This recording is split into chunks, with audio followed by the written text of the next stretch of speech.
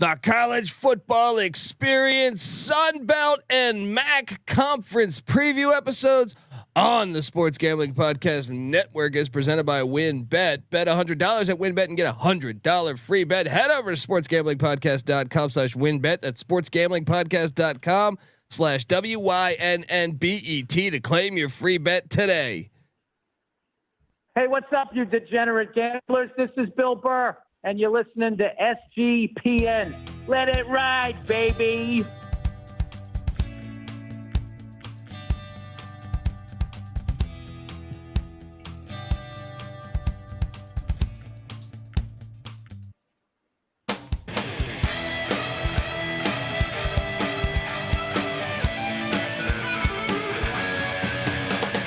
Yes, yes, yes. Woo!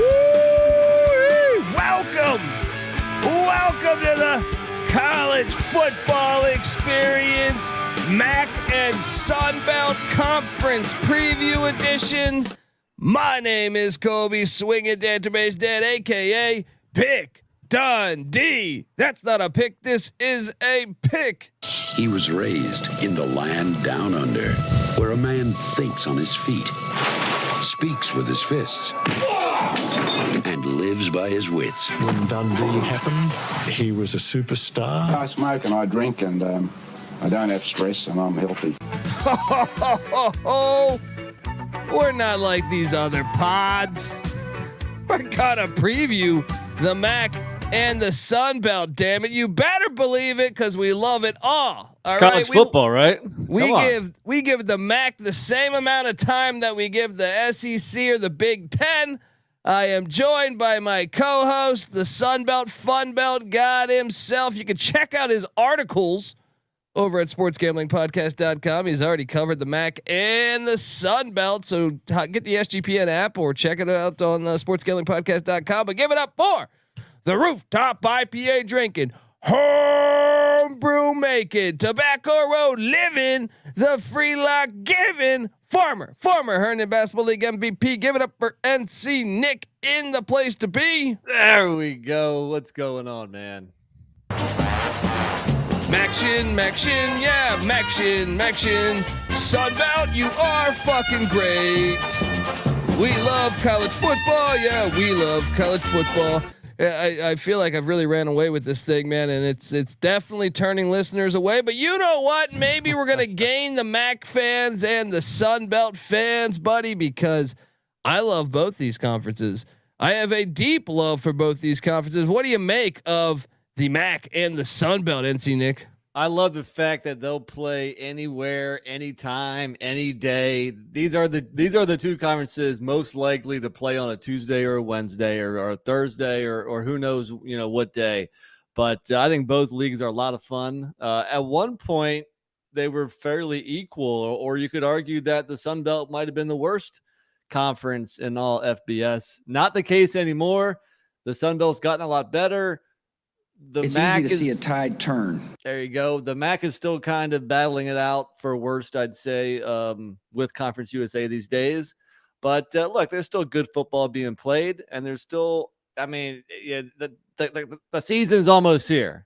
What's the countdown? How many days we got? Oh man, well, it matters what the question is, because first game. Well, look, I'm a maniac. Everyone knows I'm a maniac. There's some NAIA games, so D2 football, college football, coming on August 25th, which is Thursday, August 25th. There's a couple ranked matchups going on. Can you bet on? We're looking into that. I'm talking to my guys. Right now. But then we have the 27th, some more D2 football games, but we actually have Nebraska, Northwestern, and Dublin, Ireland. Now we're talking. And then we have a couple CUSA games, conference games. We get a Wyoming Illini game in Champaign, and Vanderbilt at Hawaii, Nevada at New Mexico State. We got Rich Rod making his Jacksonville State debut against Stephen F. Austin. More games. I think last year there was only 5 week 0 games. I think there's like 9 or so this year. Is that right? Yeah. Well, something and if you count FCS, I think you have like 12 or 13. Beautiful. So beautiful. Yeah. We're getting there. And even like Rich Rod, say you're not an FCS guy, which is crazy to me, but Rich Rod is a brand new coach at Jacksonville State, and they will be FBS next year at this time. So you got a reason to invest in that if FBS is just your cup of tea. That's right. But I'm excited to watch it all. You know me, I'm excited to watch it all. So let's hop into it. Let's start off with the MAC. So the MAC beat an ACC school last year. The champ. It beat the ACC champ. That's right. I was thinking Georgia Tech. But yeah, they beat Pitt as well.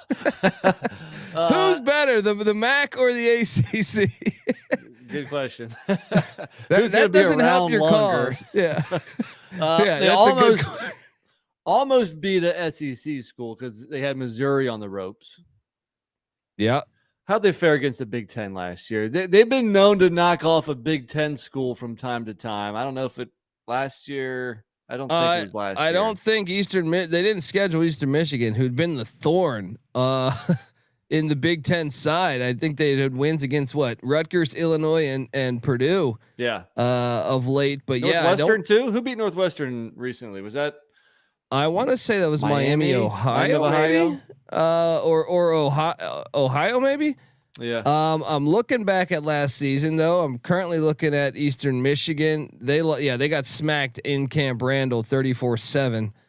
That game was wild as the final one of the final plays of the game had if you had action on the game, there was a pick six late. I believe I took Wisconsin minus the points. We were in Vegas week 2 for college football, week 1 of NFL, and we're all there. And that was one of my plays, and I lucked the fuck up because they had a pick six on one of the final 4 plays of the game, which then the cover hit. But yeah, I mean this is NIU won at Georgia Tech. Western Michigan beat Pitt at Pitt. I mean, that's what I'm saying. They don't even have home games against these top teams. Ball State, didn't they knock off Army, if memory serves me correct? I think you're right last year, right? Yeah, I think Ball State knocked off not Army. Power 5, but Army won like 9 or 10 games last year. Yeah, it's still a good win. Definitely. They beat Army by 12, 28-16. Yeah, and the Chips? How'd the Chips do? They hung in with Missouri. They lost by 10. That's a game I was thinking about. Yeah. Yeah. I mean, but how about they beat Washington State in the bowl game? I know Washington State had a bunch of players gone, but I mean, with COVID, but whatever, a win is a win, right? So the point is there's good football in the MAC. Let's jump right in, man. You're damn right there is. So let's hop into which division odds. Let's start with the MAC East.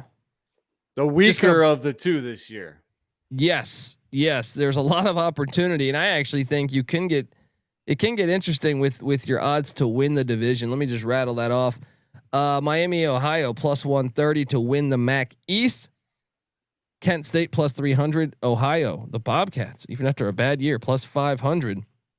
Buffalo, the Bulls plus 550. Bowling Green plus 900. Akron plus 2,500. I mean, look, someone is going to get, if one of these teams in the basement here, like I'm talking non-Miami, Ohio or Kent State, if one of these teams in the basement can just be better than the other 3, they're going to be in the mix. You know what I mean? Like if Akron or Bowling Green or Buffalo or Ohio, somebody has to win those games. And if one of them can emerge from the pack of those 4, they're going to be in the mix to get to the MAC championship. Dude, the MAC is wacky. Nobody had Northern Illinois winning it last year. They were winless the COVID season, and they turn it around and not only win the West, they won the whole thing. So I mean, you can go from worst to first and vice versa as more quickly than any other conference. So I actually think both divisions are wide open, but I think especially the East is. I was kind of bummed to see Miami at only plus 130 because that was my team. That they're my favorite. Obviously, I'm not alone because I think Vegas is right there with me. But I think Miami, Ohio is the best team in the East. But I certainly don't feel all that confident in it. Yeah, and when you consider Like I think it's actually probably not a good play from a betting point of view, because I think it's like, honestly, I think like your low value. Why not take a stab on Bowling Green or Akron? Because their experience factor for Bowling Green is one thing, but Akron, the coach and the transfer portal, someone's got to win those games. I think Akron could beat Ohio. I think Bowling Green could beat Ohio or beat Buffalo. So why not sprinkle a little bit? And Plus, those two teams have MAC championships somewhat recently. Yeah. That's what I'm saying. It's crazy. But you look at Miami of Ohio and their win total sitting at 6.5. I do like the over there. I think getting Brett Gabbert back and that wide brother receiver, of Blaine Gabbert, if folks out there don't know, and maybe one of the best wide receivers name wise, Mac Hippenhammer. Watch out for that connection. They're going to be great. And Chuck Martin's just been doing really good things with that team, especially the defense. They do lose a lot defensively, for graduation and through the transfer portal. But I have faith in Chuck Martin to figure it out defensively. And I think this Red Hawk offense is going to be really good. I just think they return the most. They're just the steadiest, in a division that has a lot of turnover. I think they're the safest bet for sure. And they're in Oxford, Ohio, a Hippenhammer. I just feel like if you walked into a bar, there's a chance to be like, try you want to try a Hippenhammer, like and they play at Jaeger Field. I mean, it's just fantastic. I just feel that's a party school too, isn't it? Is it? It is. Ohio it party is. School? Yes, the stars are aligning. I'm high on them too, and I did take them on the over. I think the continuity that they bring back. I look at the schedule from a season ago, some very close losses to Eastern within the MAC. Within the MAC, they lost by 1 at Eastern Michigan, by 2 at Ohio, and by 1 in overtime at Kent State. Those are their only losses within the MAC. So, veteran team, can they learn how to win some of those close games? These games are insane though, because I look at all these scores and they're all like within 4 or 5 points. So, I mean, buckle up.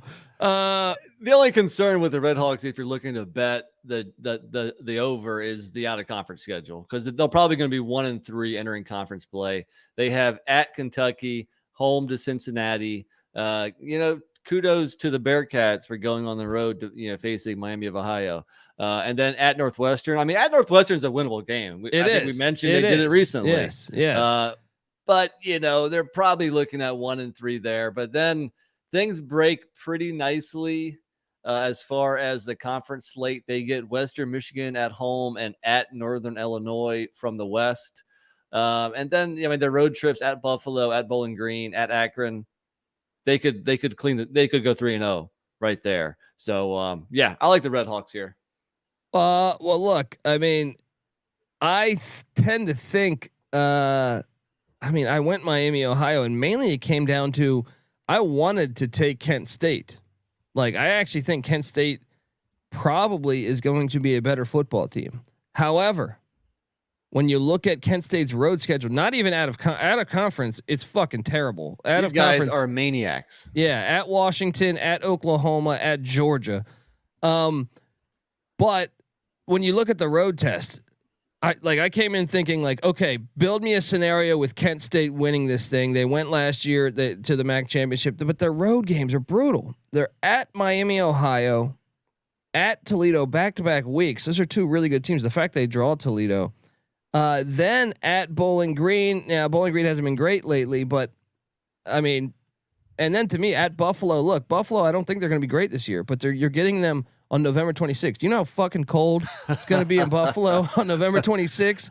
So at least it's not a team from the South coming up, True. So they should be used to it. But yeah, I'd still say that's a pretty tough situation. And well, if you look at Kent State, I mean, your guy, Dustin Crum is gone at quarterback. So they got big shoes to fill there. And the defense, man, I mean, as good as Sean Lewis is doing with the offense, that defense has been awful. They finished last in pass defense in the MAC last year, 10th in rushing defense. So they weren't good at either one. And there's just too many roster questions to go. I like the hire though. I think they hired a Northern Iowa's defensive coordinator, and Northern Iowa keeps a good defense in the FCS. But I mean, I'm going over on Kent State too, but I do think when you compare the road schedules for Miami, Ohio within the conference and Kent State, well, even if you wanted to compare them outside of the conference, because Kent State's fucking insane. But and you got to wonder what wear and tear that will do playing those three, teams that have all made the college football invitational playoff in the past decade. Shout out to Joe Hackney in the chat. What's up, man? You damn straight 2 days in a row. Yes, it's time, man. It's football season right around the corner. We got to get through these conferences. I'm actually going under on Kent State though, and it's crazy because Kent State does, they've been a very good program for a while. I feel like they're probably going to go 5-7, but that schedule is just a bear. So I went under. Don't love that one. I certainly like the Miami of Ohio over a lot more than the Kent State under. I think they're going to be 6-6, but like last year, they went 7-7 and play for the MAC championship. But I just think their road schedule is a little too tough this year, and Miami, Ohio should be able to benefit off that. And I think those two teams are clear cut better than everyone else. But I got to make a case for either one of the remaining teams because like I said, if one can just separate in the MAC East from the other three teams on the basement, then they're going to get 3 conference wins. And then you got to look at the schedule because these games are wacky. You just touched on this. So like, let's build the case right now for the Buffalo Bulls, right? Bulls. I'd rather build a case for the other two first, but go ahead. Don't let me stop you. Okay. Well, I'm just saying Buffalo, I'm just basically looking at the schedule and saying, okay, well, who do they draw from what side? I'm not even talking or at a conference. I'm saying, okay, so they're at Eastern Michigan. Their road games are at Eastern Michigan, at Bowling Green, at Ohio, and at Central Michigan. So I think Central Michigan and Eastern Michigan will be favored over them. Bowling Green and Ohio, winnable games, right? 3 sets of back-to-backs. I'm sorry if I'm getting a little bit ahead, but Buffalo's got a tough schedule. 3 sets of back-to-backs. They got 5 of their first 7 games on the road. I think this could get ugly quickly. Yeah, I don't like them. So let's move along then. Let's talk your Ohio Bobcats with obviously last year the kind of an uncharacteristically bad year for the Bobcats, but Frank Solich had health problems in August. Things that's always tough when you're like, oh, here's the new head coach. It was like 2 or 3 weeks before the season, right? I mean, so they had a good reason to or at least a good excuse to start off the year slow, and that's what they did. But yes, uncharacteristically bad season for my Bobcats. They're kind of my favorite MAC team. I don't know why I started liking them, but I think they can bounce back here a little bit. Yeah, Tim Albin having a spring practice. He went out and get what he can. It's his show now. He can do whatever he wants to do. And you look at their away games at Kent State, at Western Michigan, at Miami, Ohio, at Ball State. I'm going to say no way. And the Ball State one is on the second end of a back-to-back. I think that's too hard of a road schedule for them to be contenders in this. Which team could emerge to be third place in this conference, right? I agree. Now we pull up the Falcons of Bowling Green, who bring back like some crazy number. It's a huge year there, so I can tell you that, yeah, they have the most returning experience in the country, 92%. That is number 1 in the country. Leffler was the punchline to a lot of our jokes last couple of years, but they turned a little bit of a corner last year, including that shocker win over Minnesota. So I don't know. What do you think about Bowling Green this year? Well, I mean, I sit there. I see that returning production, and I know that he's been recruiting at a decent level. And I think the portal treated them all right, but still at Akron. Okay, Akron's kind of actually, I think, beat them the past 2 years. At Central Michigan, I don't like that. At Toledo, I don't like that. Then you have at Ohio. I guess I would give them a little bit of a nod up against Buffalo, and I kind of got them exactly. I'm saying like within that race, that conference race in the East, I think they're going to be ahead of Buffalo, but I think it's close between them and Ohio, which gets me to my boys. Joe Moorhead, how fast can he fix this? All right, the Akron zip it up, baby. Look at that road schedule: at Ohio, at Kent State, at Buffalo. Now the season ender at Northern Illinois is going to be tough. I kind of like their road schedule better than any of the other three in the MAC East there. That would be towards the cellar.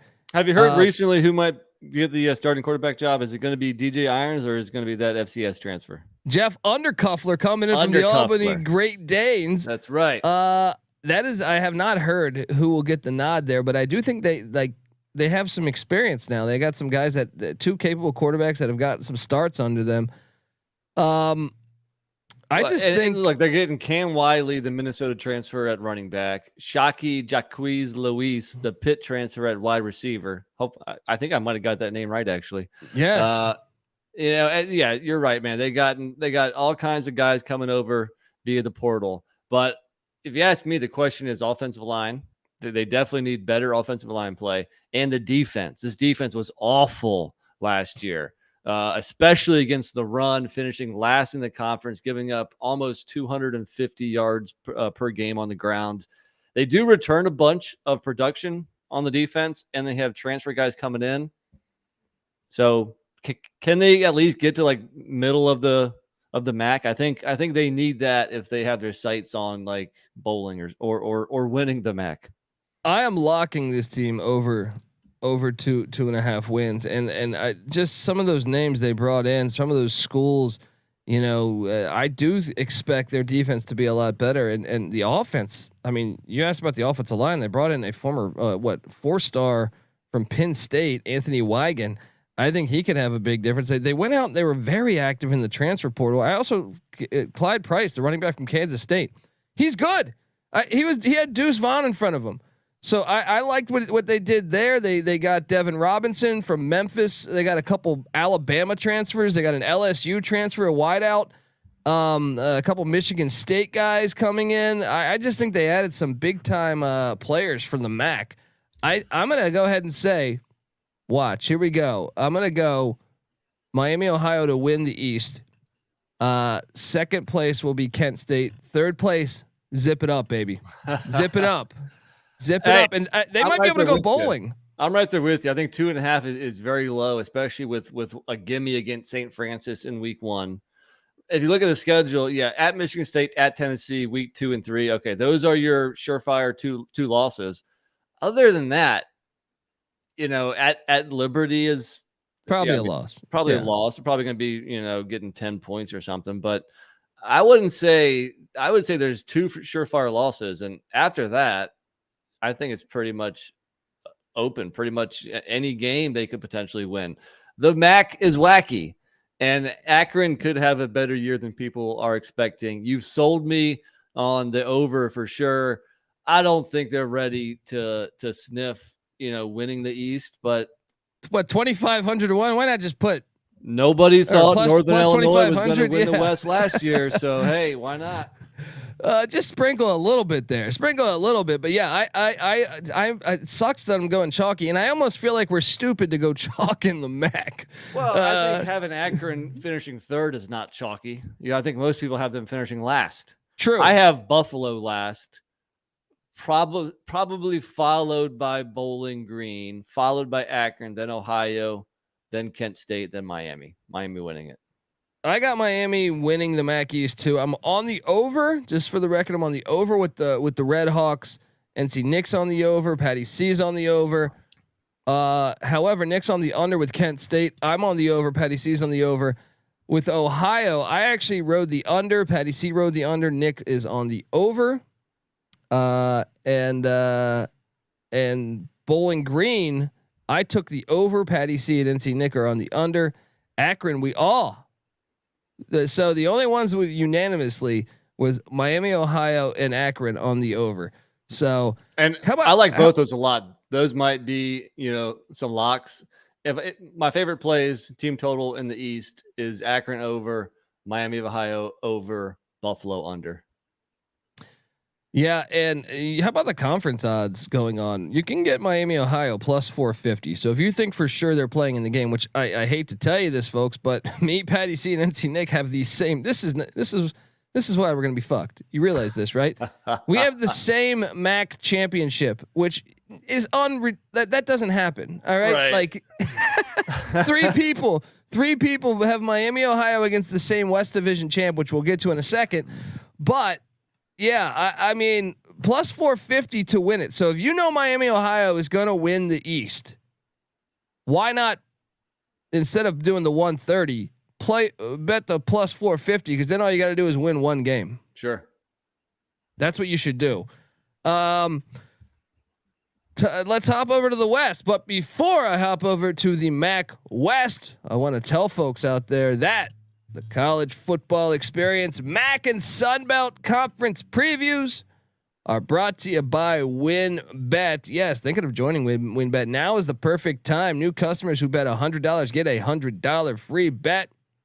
And if you're betting baseball, you have to check out WinBet's their reduced juice in baseball games makes them the best place to bet on the MLB.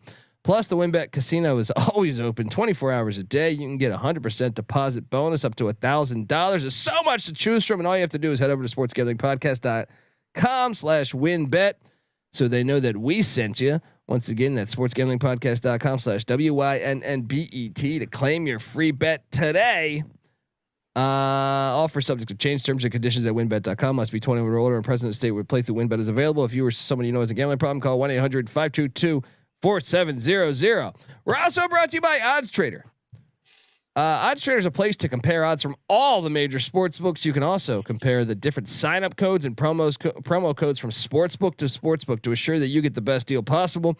The app also provides player statistics, key game stats, injury reports, projected game day weather for bettors who make the most informed bets possible. Trust me, if you're going to be doing some action betting, even though they're all in that region of the country, middle of America, there's weather, there's the elements. None of these teams play at a dome. Shout out to that. But the MAC championship, they got to get that shit out of a dome.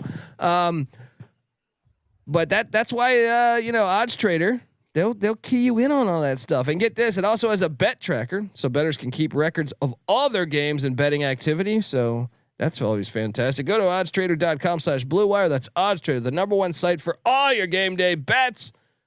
All right, we are back talking Maction. Let's head over to the West, where man, they pretty much think the whole division's bowling. If you've seen this, like the win totals, the win totals are Toledo's the favorite, plus 225 to win the MAC West. Central Michigan plus 260 to win the MAC West. Northern Illinois plus 340 to win the MAC West. Western Michigan plus 500. Eastern Michigan plus 800. Ball State plus 1600. NC Nick, the win totals here: Toledo 8, Central Michigan 7.5. Northern Illinois 6.5, Western Michigan 6.5, Eastern Michigan 6.5, Ball State 5.5. So they pretty much think the whole this is loaded. It's like the SEC West compared to the SEC East. I definitely said. I mean, this division is much better than the East right now. And to Joe Hackney's point, I think somebody has to give Toledo some love. I'm surprised all three of us are on Central Michigan. Earlier in the summer, this win total was at 7.5. I wish I could still get it at 7.5. It's bumped up to 8. I'm still going over though. I mean, I guess it's a little concerned that Jason Candle, the head coach, has only had two seasons of winning 8 games or more. So they're not over that number often. But I think Daquan Finn, man, the freshman quarterback last year, he threw 18 touchdowns to just 2 interceptions and also ran for 500 yards and 9 touchdowns. He's one of the most dynamic players in the conference. Remember the name Daquan Finn. And they are the team that almost beat Notre Dame in South Bend. If you look, 4 of their 5 regular season losses came by a total of 11 points. Yeah. Yeah. So they were just on the wrong side. Ball bounced the wrong way, a handful of times. They were close to representing the West in the MAC championship last year. So I think they have just as good of a chance as Central Michigan, if not better.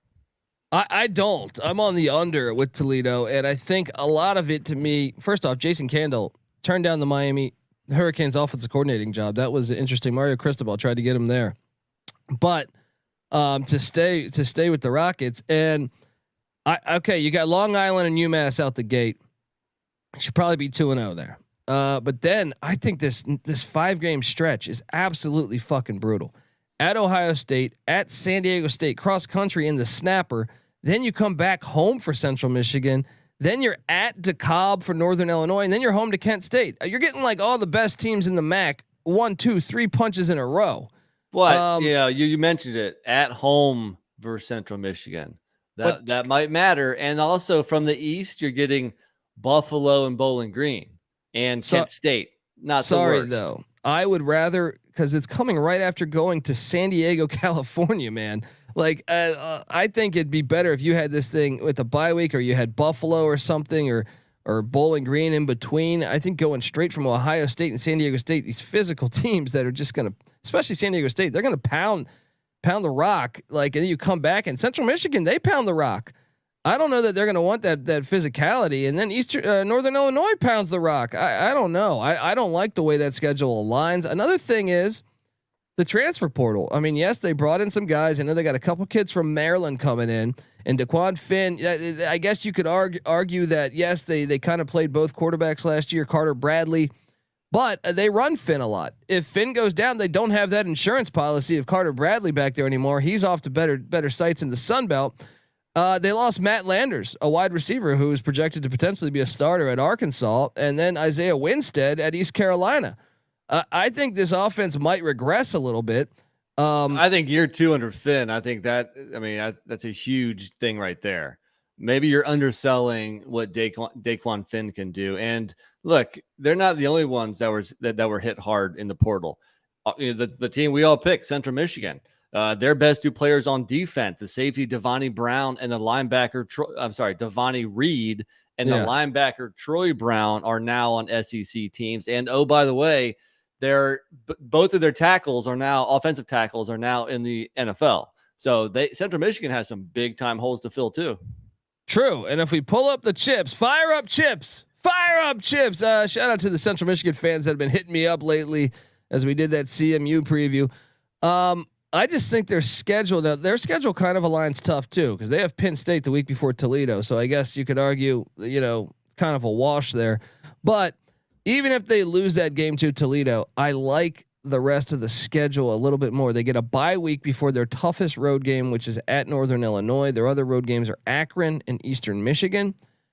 I think those are doable games. I think the schedule actually breaks a little bit better, in my opinion. I totally agree. That's what sold me on Central Michigan. They get Akron, Bowling Green, and Buffalo from the East, which might be the 3 worst teams in the East.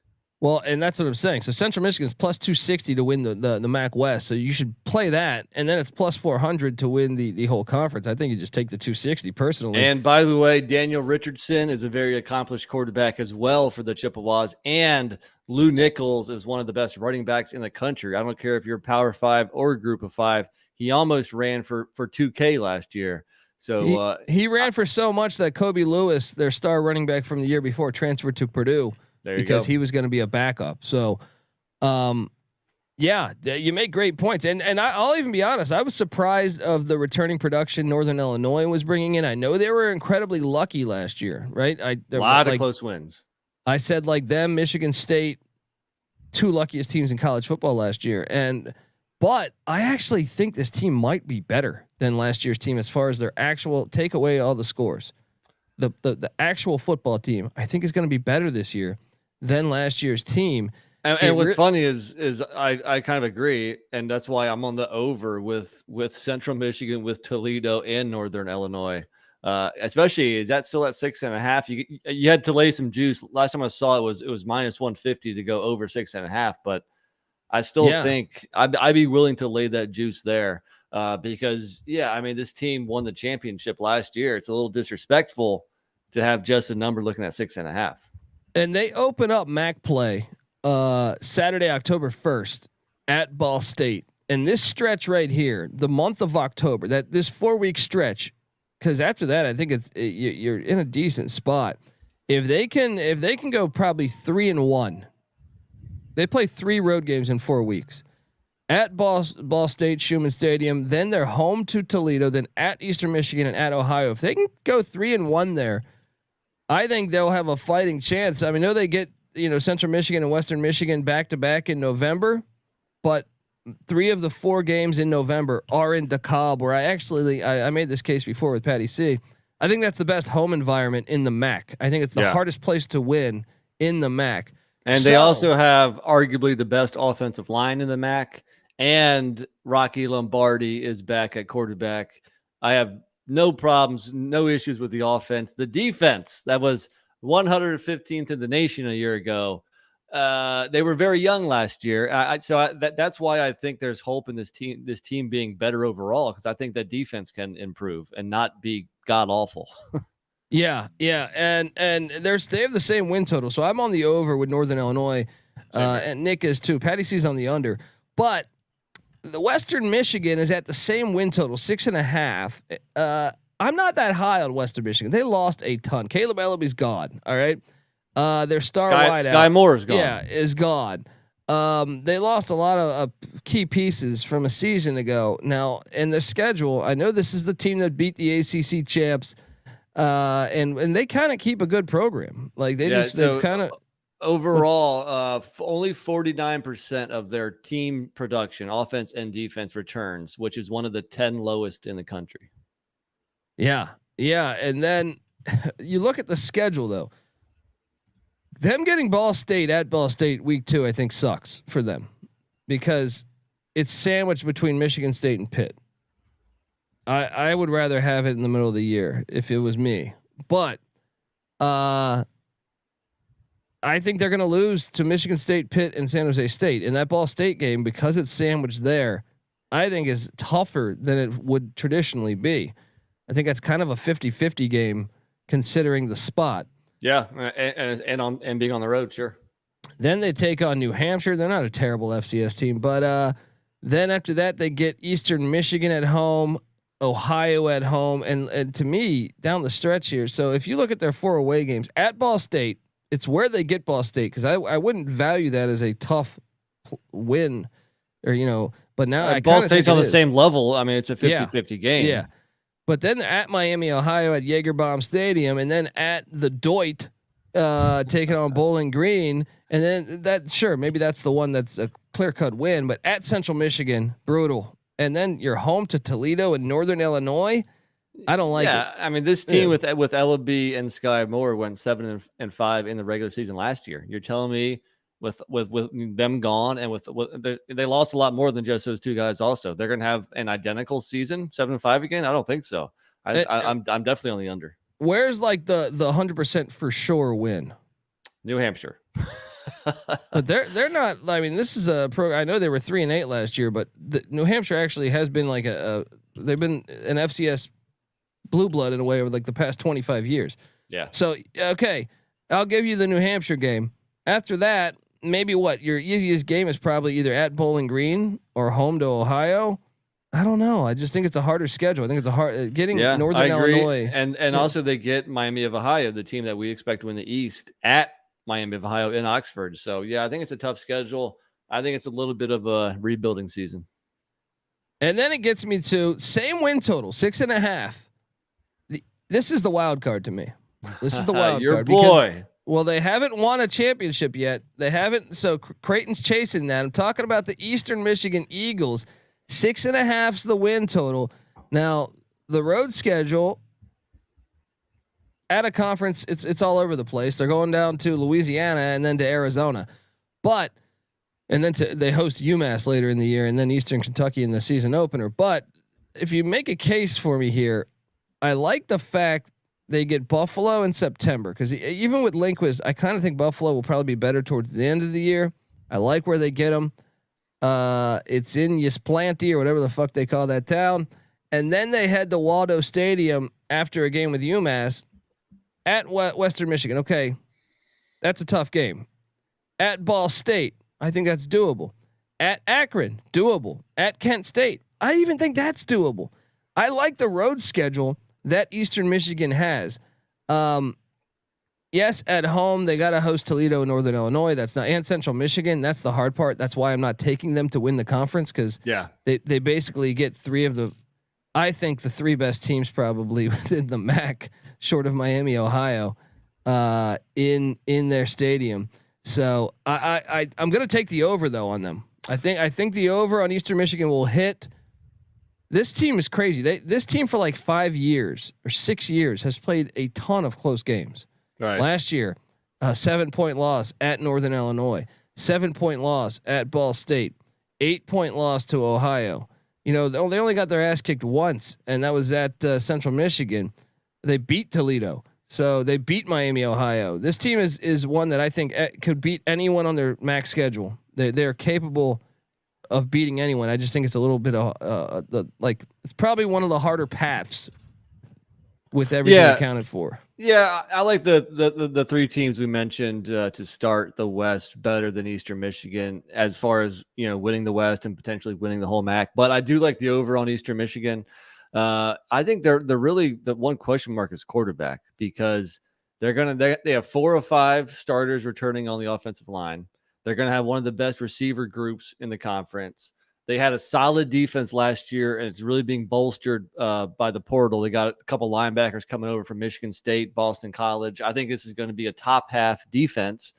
So really the question mark is at quarterback. You got Austin Smith returning. You got transfers from Cincinnati and Troy. I'm not sure who's going to win the job yet, but they also got a transfer from Alabama and Stone Hallenbeck.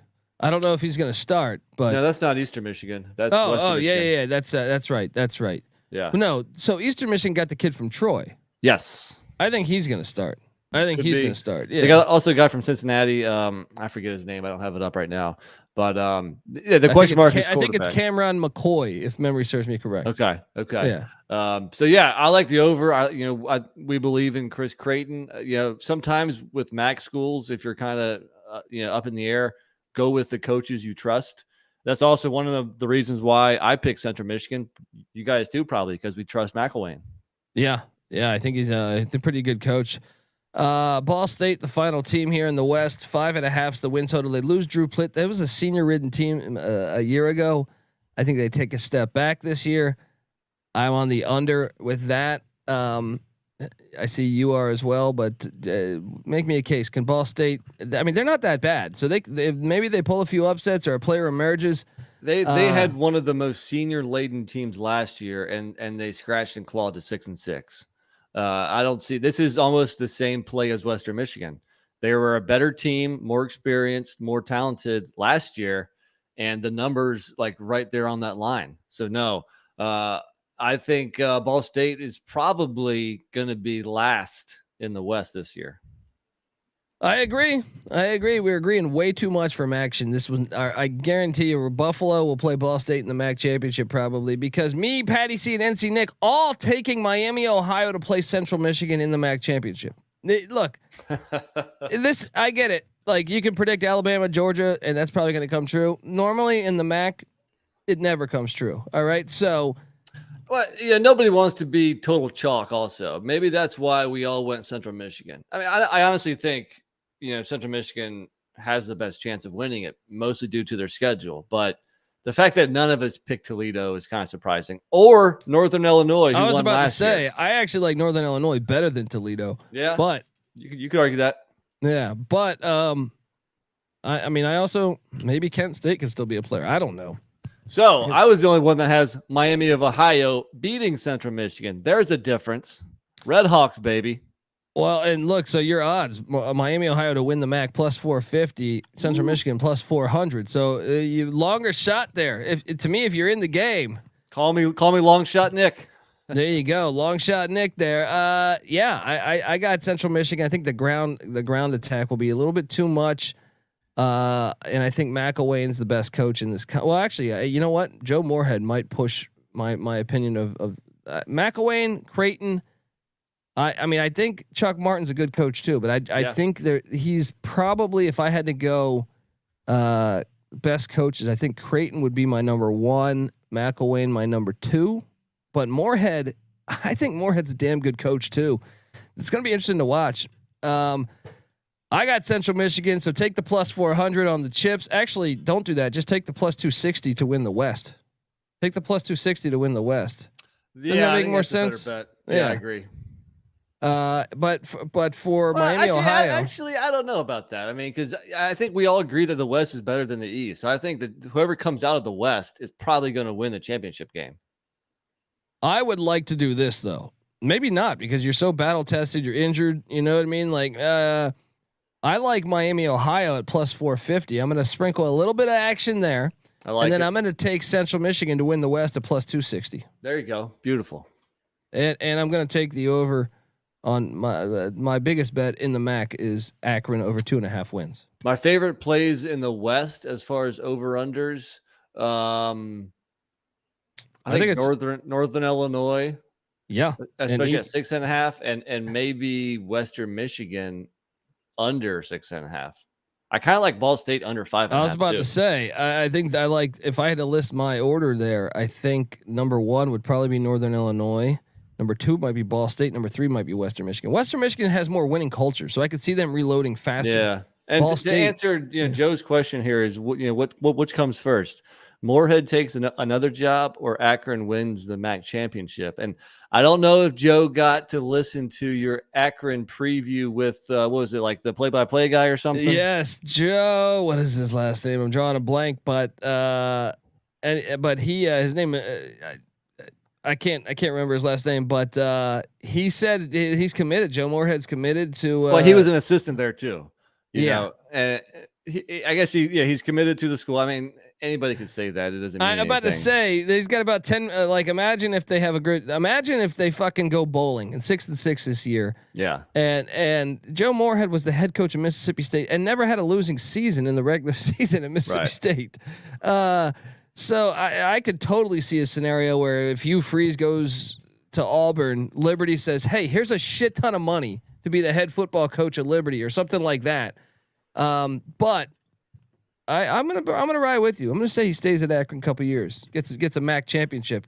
Let's go zip it up. All right, we got the Sun Belt coming next, but before I get to that, I got to get us paid yet again. The college football experience MAC and Sun Belt conference previews are brought to you by Run Your Pool. Yeah, Run Your Pool is the home competition, bringing sports fans and their social circles together to compete, to connect, and make every game matter more.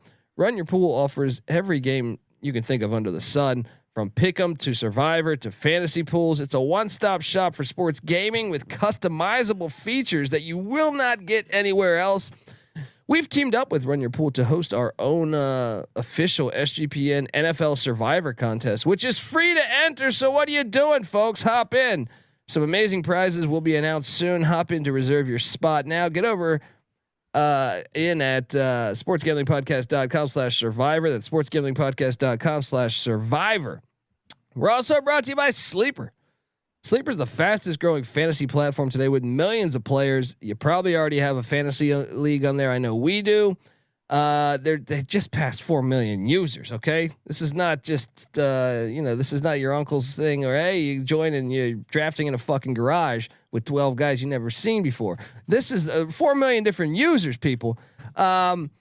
And now you can win on Sleeper by playing their brand new over/under game. This is pretty fantastic. In any sport, you choose 2 or more players you like, and you pick the over or under on their stat projection. And if you pick correctly, you can win anywhere from 2 times to over 20 times the money you put in. And with NFL season right around the corner, Sleeper is the first sports contest game built into the fantasy experience. The main reason why I love it is with buddies. It gives you an option to play. Like, you can create your own contests, so you can play with buddies. So if you're just sitting there, even if you're in your year-long fantasy league or you're playing DFS or whatever, maybe you're heading maybe it's a Thursday night or a Monday night game or a Wednesday night Maction game, and you're just sitting there saying, man, what do I got going? This is kind of a boring day. It's raining out, it's snowing out, whatever. Might as well just grab a couple buddies. You don't have to be present with them. You can just send them the invite, and then boom, you sweat out some bets together. And you can even have a chat in there. It's fun. It's very fun. So right now on your mobile phone, join our listener group on Sleeper at sleeper.com/SGP, and Sleeper will automatically match your first deposit up to $100. Once again, that's sleeper.com/SGP, and you'll get $100 match on your first deposit. Terms and conditions apply. See Sleeper's terms of use for details. All right, we are back, and it is time. I know people probably saying, "Hey, the Mac's fun and all, but let's get to the Sun Belt already, damn it!" Yes, the brand new Sun Belt will be kicking off, and when I think of like what things make me really excited about this college football season, I know yesterday, if you caught our show yesterday when we previewed the Big 12 and Pac-12 and the independents, I said the independents are very interesting to me this year. They really are, and I'm not normally a guy who really dives into the independents. Well, I mean, I watched the games, but it's not my it's not my favorite. I think that and the brand new Sun Belt are really what has me. I mean, I next year I'm very excited about the new Big 12.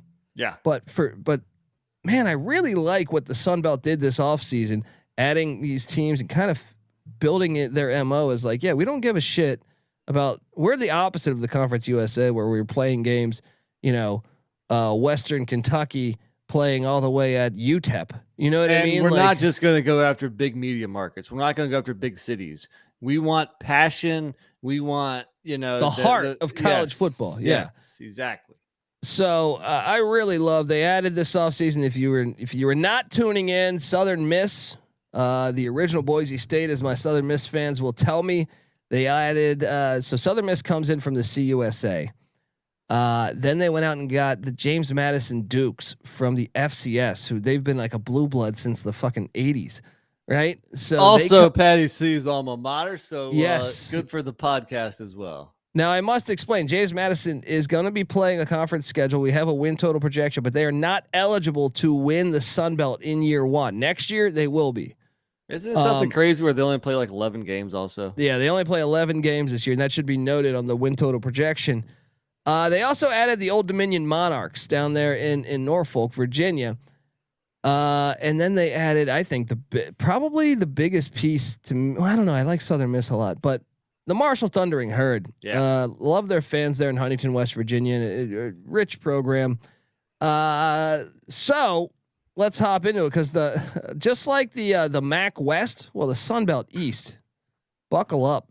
Look. There's no odds for James Madison to win the Sun Belt East because they can't. But they're a good football team, and you look at this division. The odds-on favorite is the Appalachian State Mountaineers at plus 140 to win the division. Coastal Carolina is right behind them at plus 300. Marshall right behind them at plus 320. Georgia State plus 450 after that, and then Old Dominion at plus 1800, and Georgia Southern at plus 4000. Oh man, I mean, this conference. I would say the top four have a realistic chance. Yeah, I'm high on ODU, what they're doing here, but they're a couple years away. I both think we're not very high on Georgia Southern whatsoever. I think they're probably going to be they're going to be the worst team in the East, maybe the worst team in the whole Sun Belt, and then James Madison can't. So, but James Madison is going to be a thorn in all these teams' side. I really believe the style of football James Madison plays. Now I know they've recently got really hit by the transfer portal, and I think their safety retired the other day, but I do think they're going to be like, if you paying attention to the schedule here, you say, oh, the James Madison's the team from the FCS. I would not be surprised if they ruined a couple teams' seasons at them potentially playing in the Sun Belt Championship. You know what? I think GBO Farms is still mad that you guys haven't dropped the Tennessee preview yet.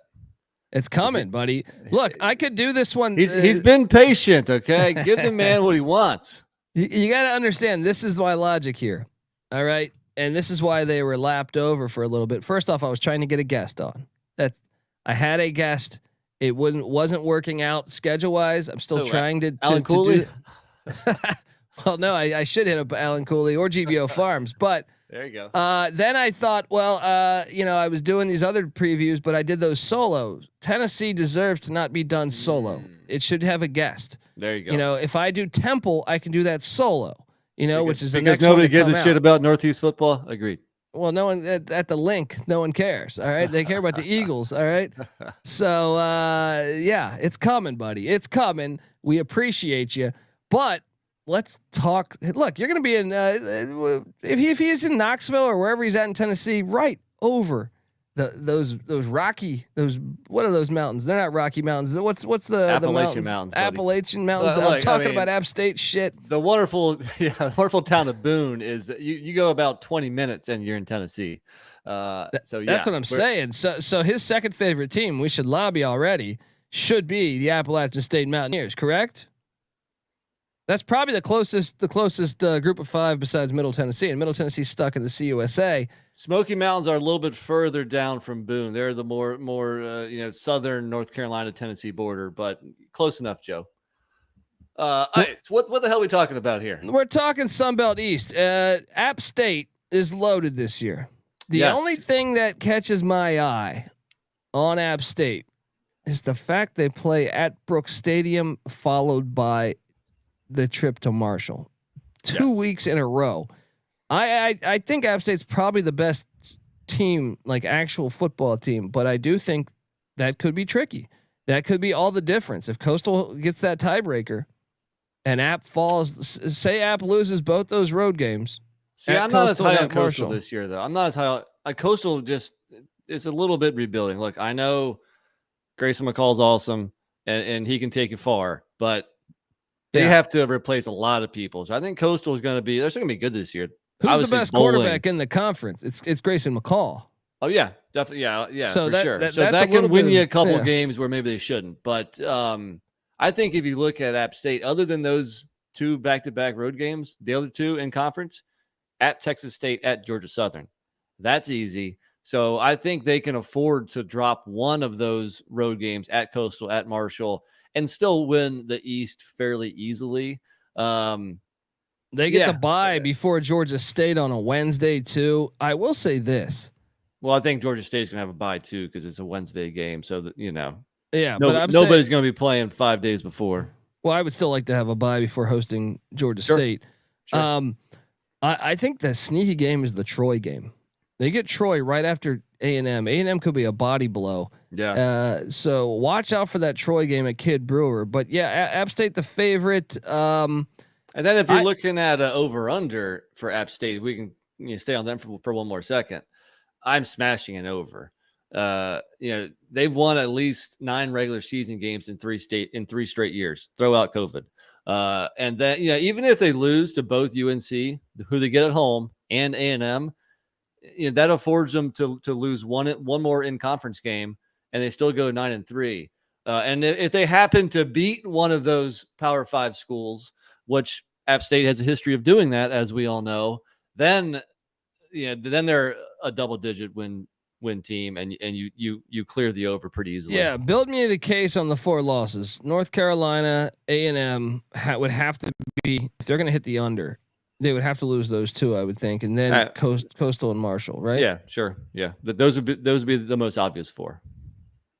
Yeah, I think that's a pretty solid lock, and I think our locks episode might be covering App State on the over. Let's talk though. I know you're skeptical. I see. I'm a believer in what Jamie Chadwell. I think Jamie Chadwell is the best coach in this conference, and I think even though he lost a ton of production, I was just watching the Ravens game in the other room, and I saw Isaiah Likely catch a nasty pass in preseason. I know they lost a lot of pieces, but if there's anyone that can rebuild this thing, I think on the fly, I do think it's Jamie Chadwell, and I think that gives them a decent shot to win the Sun Belt. Now, I will say when I look at the road schedule, it's tougher than App State's, in my opinion, within the conference. That is, getting Georgia State at Center Park Stadium, where Terry Pendleton used to hit dingers, and then traveling to ULM. Okay, the ULM game's easy, we think. Although they were much better than what we thought last year. Yeah. At Marshall, at Virginia. I'm sorry. Well, Virginia's at a conference, but at Marshall, at JMU, I see as tough spots. So to me, 3 of the 4 road games, I think are tough spots. When you look at App State's schedule, they don't have that within the conference. In my opinion, they have 2 tough road games. I think it's a little bit harder of a road, but that's why it's so important to me that on Thursday, November 3rd, Coastal Carolina knocks off Appalachian State, because it will give them still the tiebreaker if they do end up with the same record. I tend to I'm going App State to win. I'm going chalk. Yeah. But I could totally see Jamie Chadwell, playing, getting, having this team better than what we think, and that's why I'm on the over with Coastal Carolina. I know you're not, right? Yeah, I'm not. I'm going to go under, maybe surprisingly. And look, I like Coastal. They're my second favorite team behind App. I know it's hard. I can't really like both of them, but I do. So just, it's like Patty C liking UVA and Virginia Tech. Yeah, I know. But I spent a lot of time at, both, Conway area, Myrtle Beach area, and also in the mountains. So give me a break. But last year I thought there was a couple games where they didn't quite look right. I know they went 10-2 and their 2 losses are a combined 5 points, but they just barely beat South Alabama in overtime. Just barely beat Northern Illinois in the bowl game. The game at Buffalo against a bad Buffalo team, they almost lost that. They won 28-25. So I don't know. There was a couple question marks last year, and they only returned 36% of their production from a year ago, which ranks 129th in the country. So they got holes to fill everywhere. Usually that's not good playing Army week 1. I mean, the one good thing is that you have time to prepare for the triple option. But if you got a bunch of, green defensive linemen, green linebackers, I don't know if you can replicate Army's offense in practice. So I think that's a huge game, actually. I think if you're looking at a win total, and you're on the over, I think you have to have them going 3-0 out of conference. Or, I'm sorry, winning the first 3 games, which are out of conference. Yeah, games. about to say, I mean, but here's the thing. Tell me the one flat out loss on that schedule. I think they have a couple tricky games, especially a Southern team from the beach playing at James Madison in late November. I agree. I think they're going to lose that game. At Marshall, I think is a very tough game. I think App beats them too. I think App's just better this year. We'll see. I know that's first off, I'll be at that game. And I know it's in Conway, so it could go either way, but I think App beats them there. So that's 3 or 4 losses right there. Honestly, I think they probably go 8-4. And I think that's a good year. And maybe the total pushes. But that at Georgia State game, I think I'm a little bit higher on Georgia State than you. I think they might drop that one as well. I'm going to tell you this, buddy. I think they might beat App, but still lose in the pecking order because I just think those road tests are pretty tough. But I do like the over. I think this team, Grayson McCall. How about this from quarterback continuity in this division? Oh, there's a lot of newcomers. Centeo to JMU, let alone their jump to the FBS. Georgia Southern's abandoning their option attack. They brought in Buffalo's quarterback Kyle Van Treese with Clay Helton, a brand new coach. Old Dominion, we think they might go with their freshman that started the final 5 games of the season last year, but they have DJ Mack and they also brought in Brendan Clark, a Notre Dame transfer. Then you have Georgia State, who seemed like they found their guy last year. It seemed like that, it Granger. worked out, and they found their guy. Marshall's bringing in Henry Columbi from Texas Tech. Besides Chase Bryce, who I like at App State, I think Grayson McCall, he's going to be a 3rd-year starting quarterback in that system. Telling you, give me the over on the Chanticleers. Marshall, though, is kind of the team that I think it's hard to get a gauge on because Henry Columbi comes in from Texas Tech at the quarterback spot. In a way, he's certainly more athletic than Grant Wells. So it'll be interesting to see how he'll be in this offense. I think Wells might be a little bit, I don't know. I think that it's going to be interesting to watch. What do you make of the Thundering Herd? I went the under, but they're kind of the team that maybe I could be misreading. I went over. I think I'm a little bit higher on Marshall than you. Now, when I wrote the column previewing the Sun Belt, it was probably 2 months ago. It was in June. And at that point, it was 6.5 wins. And I like that a whole lot better than 7. But still, I mean, if I like the over 6.5, then what? The worst thing I can do is push if they go 7-5. I think Marshall could be very good. I mean, last year was year 1 for Charles Huff, and they finished with a 7-5 record. And they had very close losses to App, to ECU, to Middle Tennessee. I mean, win a couple more of those, and we're flirting with double digits. And I think there's a nice base of wins on this year's schedule, even if they do have to play, at Notre Dame, for example. But they get Norfolk State and Gardner-Webb. Well, that's 2 wins right there. I actually do like their road schedule in the conference. I know you're in the middle of going through the schedule. I don't mean to cut you off, No, but I'm go ahead. saying, like, but besides the Troy game, going to JMU is winnable. At Old Dominion, at Georgia Southern, they kind of have the easiest road schedule. I just think they also draw Troy from the in Louisiana, which I think is the tough draw there.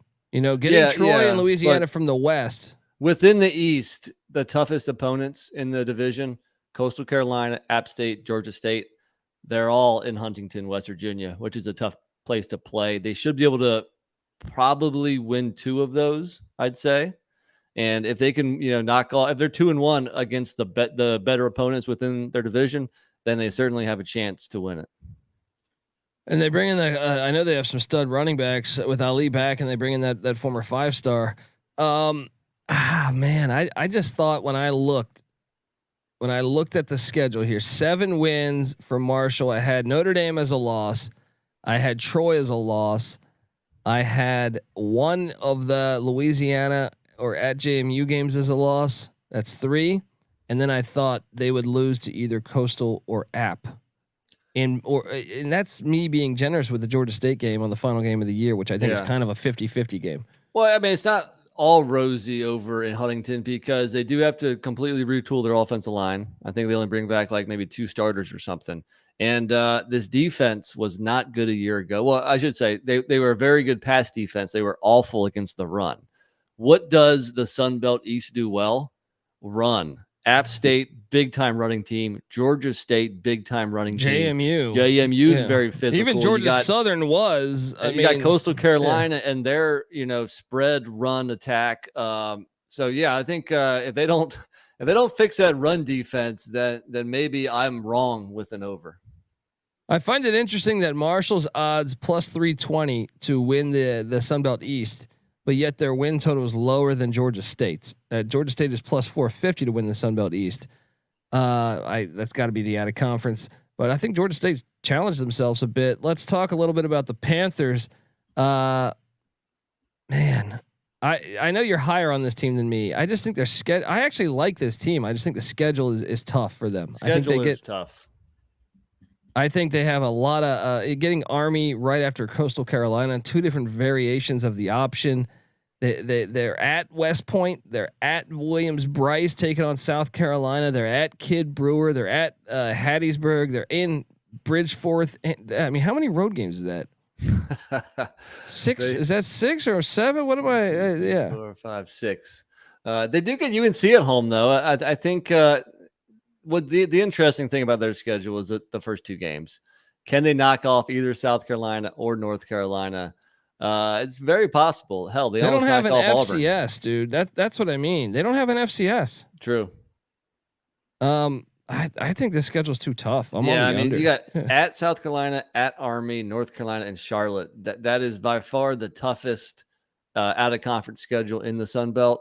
But if you look at last year, this is a team that started off 1-4, but they won 7 of their last 8 games, including a bowl win. And a lot of that was because they benched Cornelius Brown IV and they brought in Darren Granger, and the offense just took off.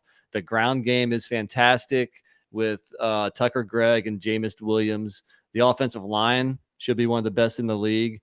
And the defense was very good last year. And they returned 80% of the production of that defense. So I think this is a team that almost won at Auburn. I think they could be really good.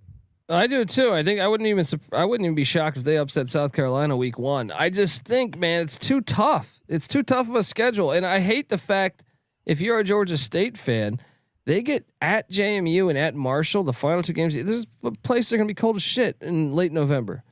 That doesn't bear well for them. I'm certainly not betting the over with Georgia State because you're right. The schedule is too tough, but I just got a feeling that they're going to get there. They're going to upset some folks, and this could be their best year in quite some time, or maybe ever. Yeah. It's not like they have a long history.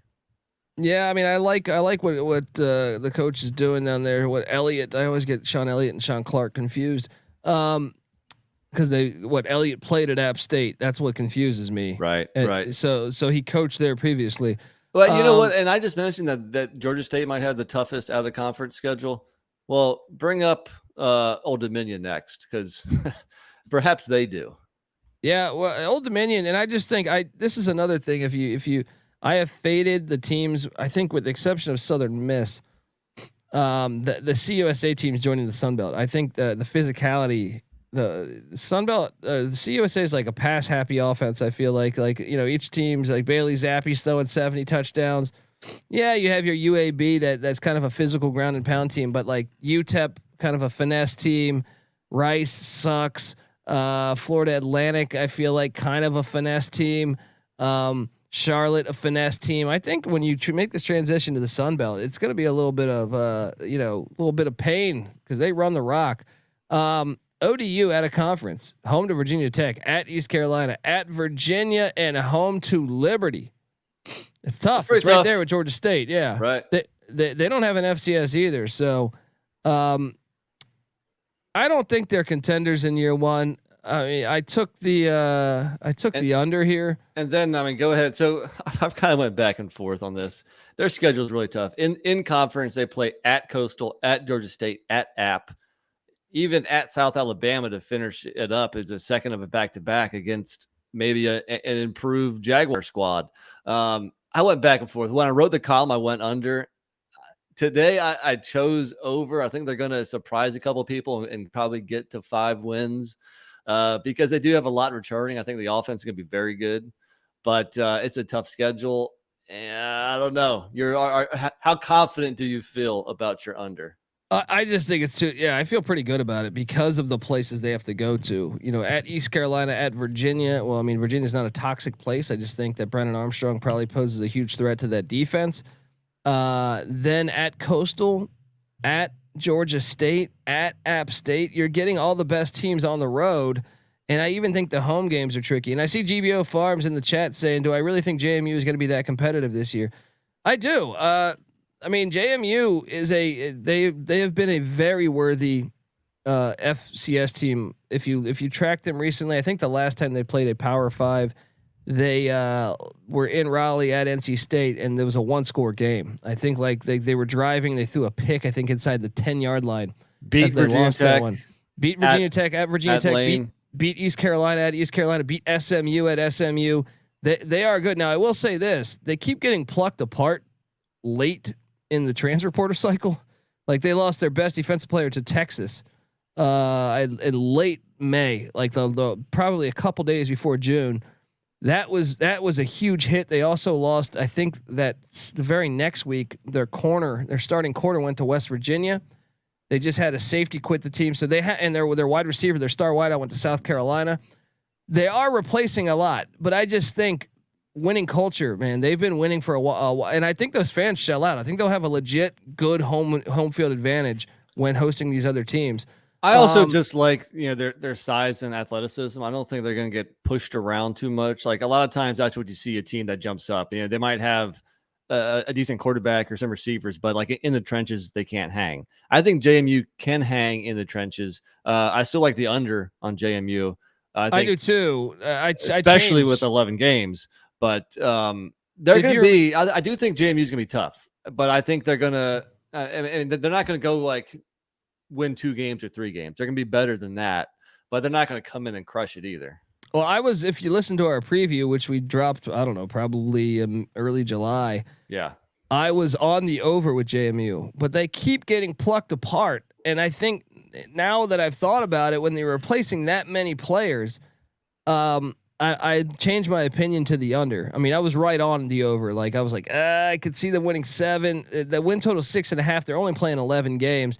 You look at their road schedule at App, at Arkansas State, at Georgia Southern. I think they can win those too. At ODU, I even think is winnable. I still just think I gotta go the under now because of. Yeah, I think their only sure win is Norfolk State. Other than that, Yeah, I mean, I think they can beat. I think they're going to beat Texas State and Bridgeforth. I don't think Texas State wants that run. Like I get it. Texas State's pass offense should be better, but I think JMU's physicality is ahead of Texas State, and I think coming to Middle Tennessee might be able to beat JMU. I would be a little bit surprised if Texas State did. I don't know. What do you make of that assessment? I think that's a fair assessment. But yeah, I still like the under a lot with JMU. Even when App transitioned, I think they had a year or two where they were like around 500 or something. Can you pull it up real quick? Is that easy? That might be kind of tough to pull up. Pull up what? App's transition to FBS. Their first year, they actually struggled. They were, I think, 4 and I believe that they were 4 and 8 in year 1. That's kind of what I think JMU is going to be. Maybe 4, maybe 5 wins. Oh wait, were they 4 and 8, or they might have been 7 and 5? Hang on, let me look up. But yeah, I mean, talk to me. Could Old Dominion? Well, yeah, let me go back to Old Dominion real quick because I'm excited to watch this offense. I think Hayden Wolf he's kind of an emerging star at quarterback. I think he's probably going to win the job. They have 4 of 5 offensive linemen returning. They have 1,100-yard rusher in Blake Watson returning and a 1,000-yard receiver in Ollie Jennings returning. Granted, that was Conference USA play, which is maybe a little bit different. But name me another team in the Sun Belt that has that kind of offensive production returning. Did I mention 4 or 5 offensive linemen as well? It's a very good point. I still wonder that transition though from the CUSA to the Sun Belt. I think you're gonna have to be your defense. You might have been decent defensively in the CUSA. I think, man, getting that ground and pound going. But hey, I'm actually wrong about this. When they first jumped up to the FBS, App State went 7 and 5. They haven't had a losing season since they joined the FBS. Yeah, 7 and 5, 11 and 2, 10 and 3, 9 and 4, 11 and 2, 13 and 1, 9 and 3, 10 and 4. Talk about, they're like Boise of the East. That makes me think. I don't know. I think it's going to be tough. But I rode the under actually on every team in the Sun Belt East other than Coastal and App. I think there's going to be some carnage there. So see, I think the carnage may be more so on the western side. But so also Georgia Southern, I think we're both squarely on the under there and feel pretty good about it. That's actually probably one of my favorite plays on the board here. I think my favorite plays team total wise in the East is App over and Georgia Southern under. Definitely. I think James Madison under 2, 6.5. I feel pretty good about that as well. I would say like I like App and Coastal to hit the over. I feel good about that. And then my third play would be Georgia Southern under 4.5. So let's hop over to the West and talk. I got to read one more ad to get us paid, folks. I want to tell you that the college football experience is brought to you by IP Vanish. Yes. Did you know that browsing online using incognito mode doesn't actually protect your privacy? That's right. Without added security, you might as well be giving away all your private data to hackers, advertisers, your ISP, and other prying guys. That's why here at SGPN Studios, we use IP Vanish VPN to make it easy to stay truly private and secure on the internet. IP Vanish helps you safely browse the internet by encrypting 100% of your data. That means your private details, your emails, your passwords, your communication, your browsing history, and more will be completely shielded from falling into the wrong hands. Even your physical location will be hidden. IP Vanish makes you virtually invisible online. It's really that simple. So go to ipvanish.com/SGP and use that promo code SGP and claim 70% off your savings. That's ipvanish.com/SGP. We're also brought to you by Sling. It's college football season, which means the unbeatable coverage of Sling TV starting at $35 a month is right here in your hands. Sling has all the big games on the biggest channels like ESPN, ESPN2, ESPN3, SEC Network, ACC Network, Fox, and the Big Ten Network, all for the best price. You can stream on any device, record up to 50 hours with included DVR space. You can pause and change your service at any time. Check out sling.com for special offers. Sling, the live TV you love for a price you'll love. Try us today. All right, we are back talking Sun Belt West. So we got App State in the championship game. Nick does, I do. Patty C does not. He has Coastal Carolina in the Sun Belt championship. And before we jump over to the West, new to the chat, Jeff M. Maybe he went to JMU, who knows? But he's saying that JMU, the Dukes, are going to be competitive. You heard it here first. I do think they're going to be competitive. Another thing is, I think it's gonna be a tough place to go into and win. I think that place is gonna get lit. I think it's gonna be cold for a lot of those Sunbelt teams. It's in the middle of nowhere. Hopping over to the West, the odds-on favorite, Louisiana -125, Troy +360, South Alabama +550, Southern Miss +900, Arkansas State +1500, Texas State +1800, ULM +4500. What are we doing here, man? I think I really wanted to take somebody other than Louisiana. Me too, but I'm gonna make a play here for us. I think we should bet. See, I like the over on Louisiana at 8.5 wins, but I think we should bet South Alabama +550 to win the West. I don't know, man. I like either maybe Troy or Southern Miss actually. Really? I mean, chances are, I still pick Louisiana to win it, but at -125, that's to win the whole Sun Belt, right? So plus, yeah. I don't know, man. I don't think that bet is there because I'm not as high on Louisiana as you. Look, I know they've been recruiting the best in the conference of late, but there's a new coach. There's a new quarterback. The offensive line only has 25 total career starts among the 5 of them. Just 6 starters returning on offense, 5 on defense. Just a ton of question marks if you're thinking of betting them at -125. I think here's a case where, regardless of who maybe you're high on Troy or South Alabama or Southern Miss, maybe you take a stab at them to win the West.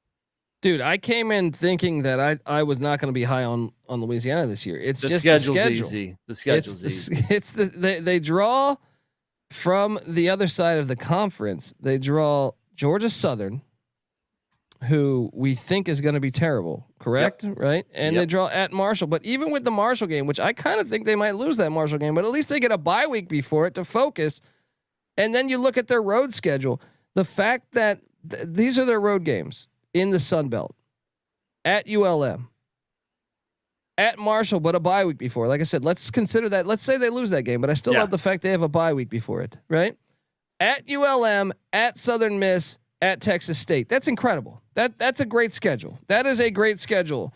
And then they're home. They host Arkansas State, Troy, Georgia Southern, and South Alabama. It's just a good schedule. It's a really good schedule. Out of conference, Southeastern Louisiana, Eastern Michigan, Rice, and then at Florida State.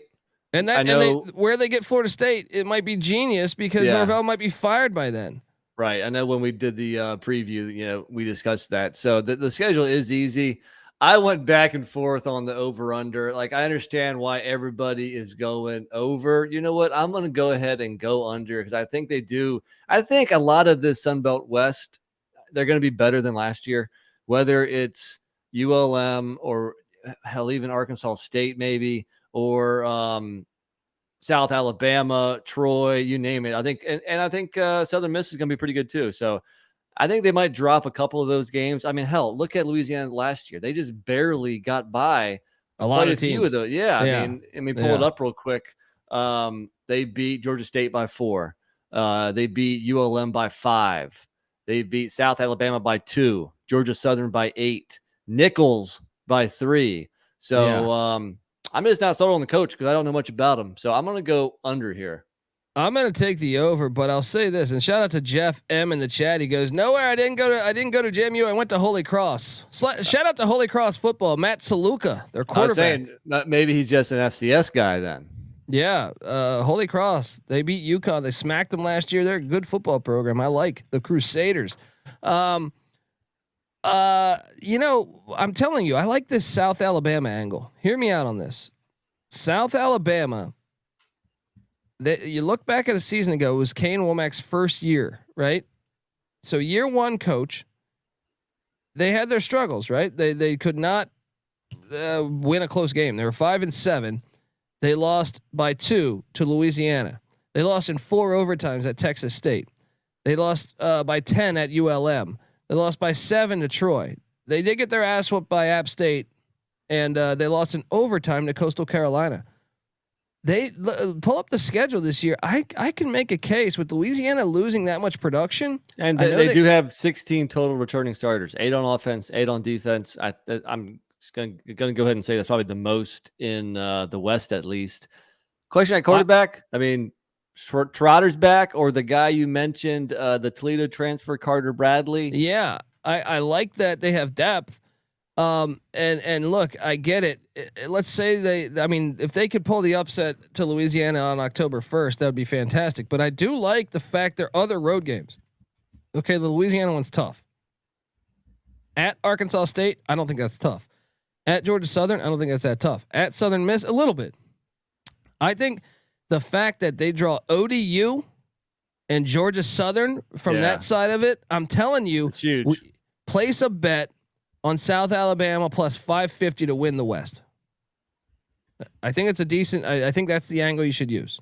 Well, for example, like I think I like Troy probably better, but they draw at App and Marshall from the East.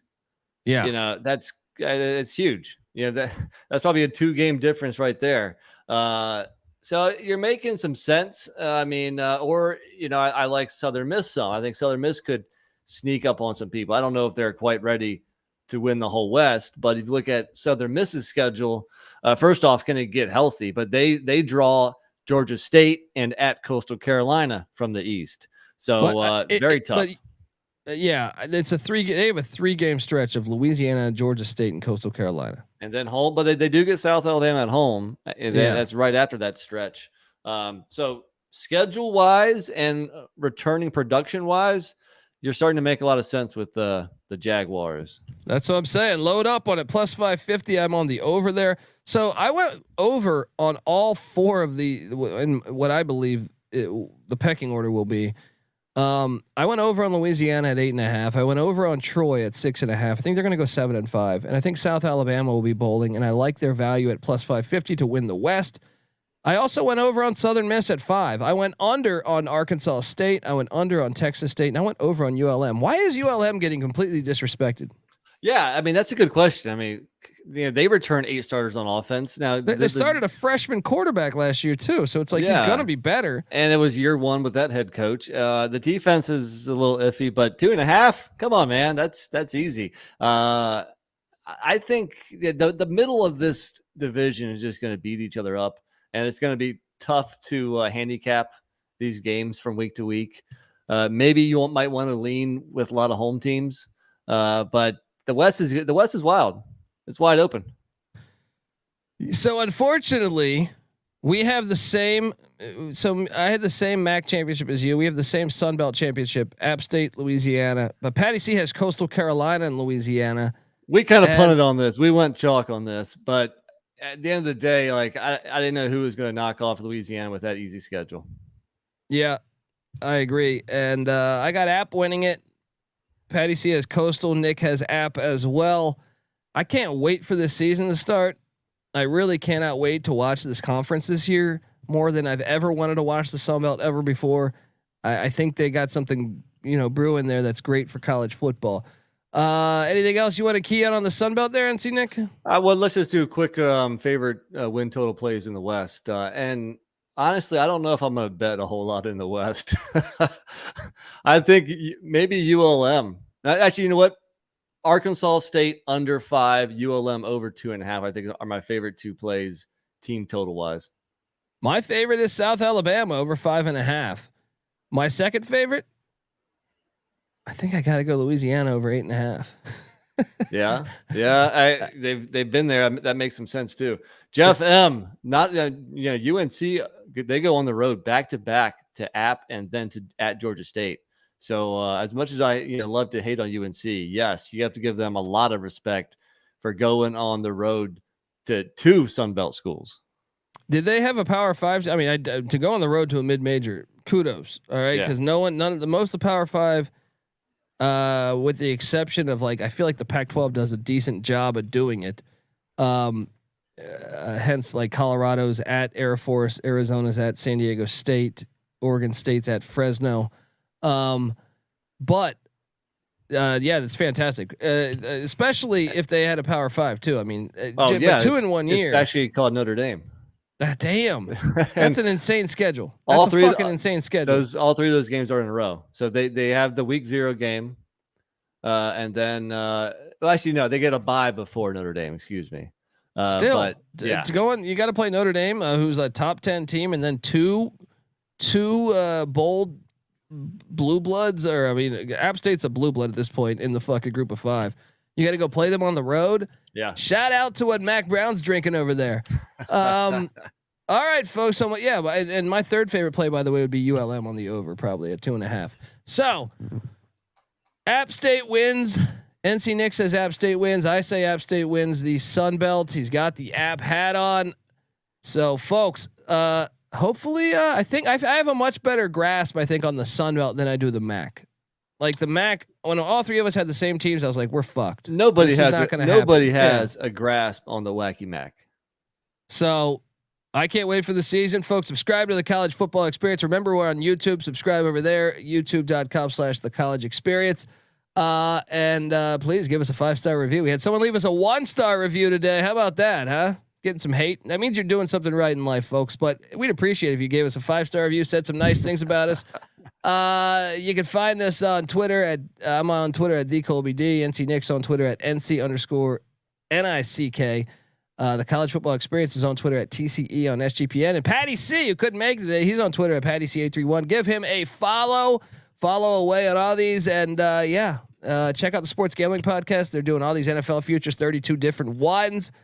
Check out all that fun. And folks, I can't wait for the season. And we got more previews coming soon. We got CUSA and AAC around the corner. We got the Big Ten and the SEC around the corner. And don't forget, all 131 college football teams. Hop in the Discord. The college football channel is going insane in the Discord. sportsgamblingpodcast.com/Discord.